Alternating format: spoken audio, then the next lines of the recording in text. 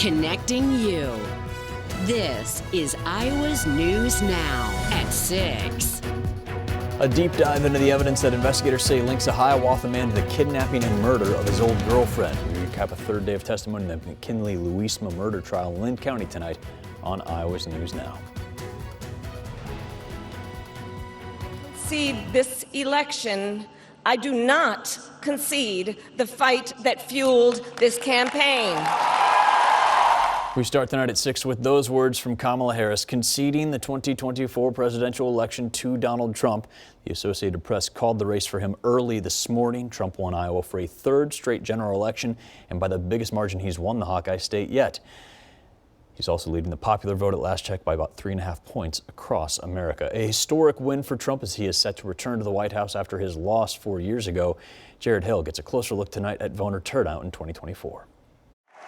This is a magnificent victory for the American people. Overnight, Donald Trump relished in what his supporters call the greatest political comeback in American history. We overcame obstacles that nobody thought possible, and it is now clear that we've achieved the most incredible political thing. Look what happened. Is this crazy?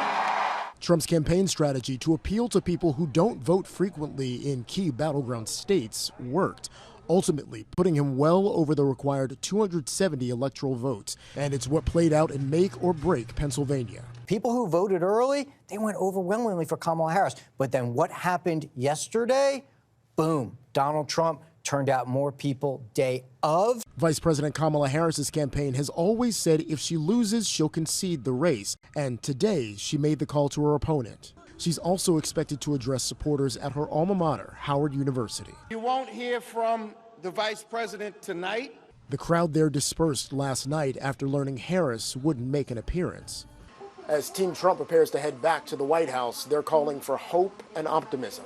He is going to be a president for all Americans. Senior advisor Jason Miller says the president-elect can hit the ground running with executive orders. He can simply flip the switch on day one, secure the border, start the energy exploration again, which will help with reducing inflation, making things more affordable. A vast majority of voters nationwide described the economy as bad.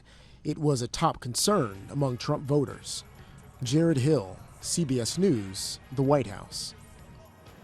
Back in eastern Iowa, we'll get you up to speed on things in Iowa's 1st congressional district. Marionette Miller Meeks leading the race by about 800 votes tonight over Christina Bohannon. Bohannon, though, has not conceded yet, and the AP has still to officially call the race, even though all precincts are reporting. You see the numbers there.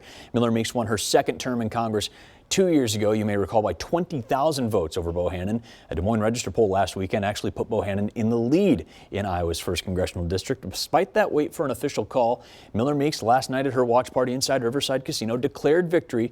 Just spoke to reporters again in the last couple of hours, saying she still feels good about that declaration. Comfortable in this process. For those who have asked, my opponent has not called me, but she also did not call me in 2022 when we won by 7 percentage points. Has not called, but we anticipate that there are very few votes that are remaining, very few votes that are out there in provisional ballots, and certainly not enough that will overcome a triple-digit number that we've been able to put up with 799. Of course, the race still nowhere near as close as Miller Meeks' first congressional win from back in 2020 when she won her House seat by just 6 votes over Rita Hart. This is a big one. We told you nationally, one that all Republicans are watching that could help give them control in the House in Washington. The House still technically not called yet. A party needs 218 seats to win a majority there in that chamber. Right now, Republicans, you see there, leading 205 to 189 over Democrats. Republicans already getting control of the Senate, though, in Washington, winning 52 seats on election night. You see Democrats there with 44 seats, 4 races still yet to be called. Well, today we kind of saw some peaks of sunshine, kind of combined that with some clouds that are still continuing to push their way through the area right now. But dry weather, that was the main thing, and certainly nice to see that as we give you a live look from our Cedar Rapids tower cam on the north side of town. We've got temperatures right now checking in at about 45 degrees with a wind out of the north that has peaked at about 10 to 15 miles per hour. Let's check in on those temperatures. Currently 39 in Owine, 41 in Waterloo, still about 47 in Dubuque, as well as down in Iowa. Iowa City. Of course, we didn't see any rain today. Nice to get some dry weather to move in, and we will expect that to continue as we go throughout the rest of tonight. Temperatures will be on the cooler side, though, falling back into the middle 30s. The dry stretch of weather expected to continue for Thursday as well as into Friday for the end of this week, but we are tracking another system by the weekend, and we'll talk more about that coming up here in just a couple of minutes. Kason, thank you. A Webster City man is now accused of killing a 10-month-old baby boy last year. Gunnar Jones now charged with first-degree murder after the boy's mother found her baby unresponsive in her home back in April of 2023. She says she and Jones were the only people in the house when she went to sleep that night, leaving Jones alone with the baby. An autopsy showed the infant died from blunt force trauma to the head. A criminal complaint does not specify, though, whether or not the child was actually Jones's. He was also just charged in September with sexual abuse of a minor in a separate case. Right now, he's scheduled to go to trial on those charges in January. A third day of testimony today in Lynn County Court for the McKinley-Louisma murder trial. He's accused of kidnapping and killing Melody Hoffman back in February. Iowa's News Now reporter Nick Elhaj live in studio tonight with a look at how investigators were able to piece together evidence. Mitch prosecutors spent today connecting the dots. Investigators took the stand, walking the jury through a series of key pieces of evidence, from a shattered phone and traffic camera footage to weapons they say link McKinley-Louisma to the crime. But a lot of the evidence presented today focuses more on his co-defendant, Dakota Van Patten.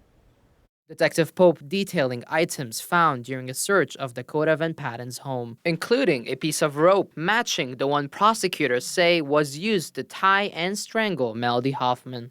Can you tell us what we're seeing? It's a storage rack. On the top shelf is the green paracord that we seized. You said that this rope drew your attention to it because it was same color and style of the rope found in Mr. Louisma's trunk. That's correct. Are you able to confirm whether or not one of the ends of this rope or cord have been cut and frayed? Yes. The state also leaning on digital evidence and the data recovered from Hoffman's iPhone. That data, investigators say, shows she connected to Van Patten's hotspot the night of the murder. Detectives say Hoffman's health app shows her heart rate rising drastically before her phone called 911 after detecting signs of a crash. They say the phone itself was found shattered and appears to have been run over, potentially destroying key data that could shed light on Hoffman's last moments before the murder. Prosecutors also showing surveillance footage of Louisma and Van Patten together at a gas station near Blair's Ferry Road shortly after Hoffman's disappearance, while local traffic cams support prosecutors' timeline for the murder, capturing Louisma's car heading in the direction of Lily Pond in Amana, where Hoffman's body was found. If you follow Highway 151 southwest, where does Highway 151 lead you? Initially into Walford. If you continue southwest, I believe it takes you to Amana. Right to the Lily Pond area? Yes. Now, the defense is pushing back, calling the evidence circumstantial and emphasizing that Louisma's DNA was not found on any of the evidence found in his vehicle, but Van Patten's was. And they argue Louisma just being with Van Patten that night does not mean he killed Hoffman. Reporting live in studio, Nick Elhaj, Iowa's News Now. The Hawkeyes back tonight for their season opener, but more to come once Sydney Falter returns from knee surgeries. You take a live look there at the floor in Carver Hawkeye Arena. Owen Sebring behind the camera. He'll be in front of the camera after the break.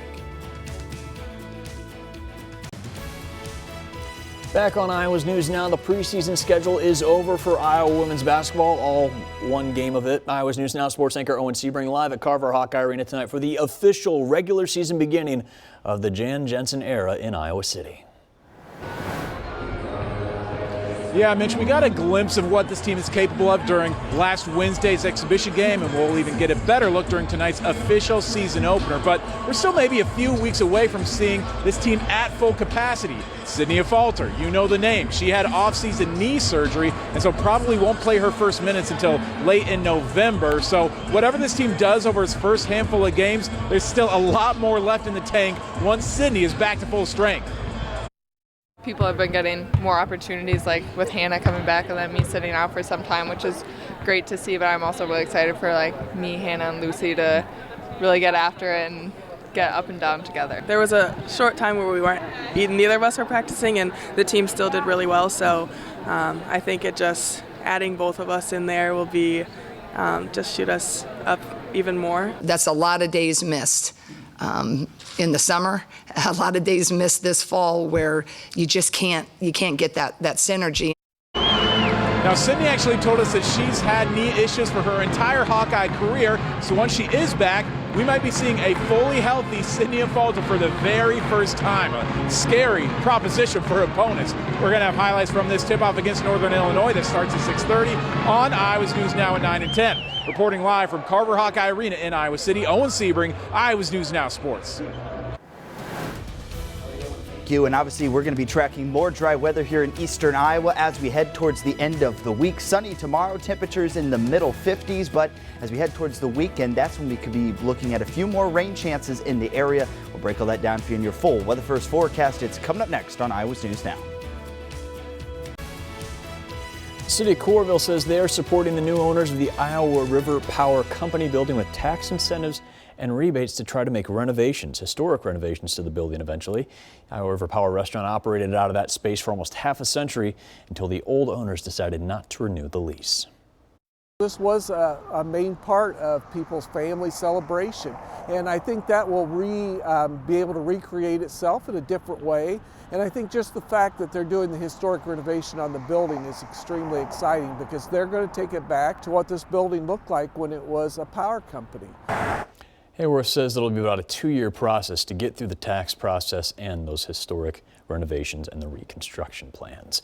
There is a chance we see another interest rate cut this week from the Federal Reserve. Iowa's News Now reporter Cassie Arsenault from our sister station WKRC in Cincinnati tells us what to keep an eye out for. Economists are predicting a quarter-point rate cut on Thursday. So what does this mean for you? It's not really one of those one-size-fits-all situations. It largely depends which side of the ledger you're on. So if you're a borrower, this is a good thing. But if you're a lender providing money to a financial institution, like purchasing a CD, this means lower yields. People who are retired and kind of living on a fixed income give liquidity to the banking system in return for interest payments. And that interest payments at a lower Fed funds rate will likely go down. Ryan Zabrowski warns against investors doing something called yield hunting. It's when an investor says, I was getting X number before and I want to maintain my lifestyle and I can't get it with a CD anymore, so I'm gonna look for something else. So before you do that, he says, think about these things first. Take into consideration there is a cyclical inevitability of economic slowdowns. So before you look for higher yields in a bond or any investment product, consider how they performed in times of economic stress, like the pandemic or the Great Recession. He also says switch your mindset. Instead of thinking, how do I maintain my lifestyle with this specific yield? Instead, you should think, how much of my lifestyle am I willing to risk? That's your consumer tip. I'm Cassie Arsenault. Back to you. Obviously had some clouds overhead throughout today, but some of our hometowns also saw some peaks of sunshine. So pretty good day overall. Nice to get some of that dry weather to move in as well. And we'll actually continue to remain mostly dry as we move forward here for at least the next couple of days. Live look down there in Iowa City over top of Kinnick Stadium. We've got temperatures currently checking in at about 47 degrees. Winds have been out of the north throughout today, about 10 to 15 miles per hour across much of the region here. Obviously, some dry weather for this afternoon, but it has been a pretty soggy start to the month of November here. A lot of our hometowns well over 2 inches of precipitation so far through the month, and that puts us about 1.5 inches to even 2 inches or 2.5 inches above normal where we should be for the month. And we'll have to see, obviously, with that new latest drought monitor being released tomorrow, whether or not we've seen some improvements in that category. On radar and satellite right now, things are relatively quiet and clear. You can see some of that cloud cover just off to our east. There is a little bit more cloud cover just to the west of the area, but for most of us, we will likely see decreasing cloud cover as we go throughout the rest of tonight. That will bring more sunshine for Thursday. Temperatures pretty comfortable and pretty close to normal for this time of the year. We'll be close to about 55 degrees, 58 there on Friday, slightly cooler on Saturday as our next system moves in. We'll bring some rain chances to the area, but we should see an overall warming trend early next week. where temperatures will be about maybe 5 to even 10 degrees above normal for this time of the year. Let's go to Predictor now and break this down for you here. We'll see some passing clouds overnight. For the most part, we should remain relatively clear. Could see some areas of patchy fog potentially across the area. But as we go throughout Thursday, we'll be looking at dry conditions, plenty of sunshine overhead. Winds will be light out of the west, about 5 to 10 miles per hour. Same thing for Friday. We'll start off with sunny skies, and I think most of the day will be relatively quiet until Friday evening. We'll begin to see some of those clouds start to move in. Obviously, rain's going to be off to our south and west into parts of Nebraska, but that is our next system that will begin to lift its way to the north and east and bring us chances for showers as we head towards Saturday afternoon and evening. But with the overall precipitation forecast, nothing too crazy with this. We're talking maybe a few tenths of an inch up to about a half an inch on the higher side as we go over the next 5 days. So that system this weekend shouldn't be too big of a rainmaker. In terms of your extended forecast now, we'll stay into the 50s as we go throughout the weekend. Dry by Sunday and be approaching 60 degrees early next week. Almost 50 years since a pair of spacecraft left Earth to explore our solar system's gas giants, we are still getting new information and discoveries from them about 15 billion miles away. Weather First meteorologist Garrett Hyde tells us about the Iowa ties on that mission. And these spacecrafts launched in a special planetary window that comes around only once every 176 years, using the gravitational pull of each planet it visits to change their trajectory, moving on to the next planet using about as minimal fuel as possible. And decades later, University of Iowa is still operating one of the 4 instruments still functional on board, the plasma wave subsystem. While I was a graduate student, I worked on hardware that was going to fly with the Voyager spacecraft. I defended my PhD thesis literally a month before Voyager 1 got to Jupiter. I didn't realize I'd still be doing that 45 years later. It's really a thrill, I think. Every time I look at a new data file, I realize that I'm seeing something that nobody has ever seen before. The instrument's been pivotal in some of our most incredible discoveries in space, including the dataset confirming when Voyager entered into the interstellar medium beyond our solar system in 2012, as well as detecting lightning on another planet for the first time back in the early 80s.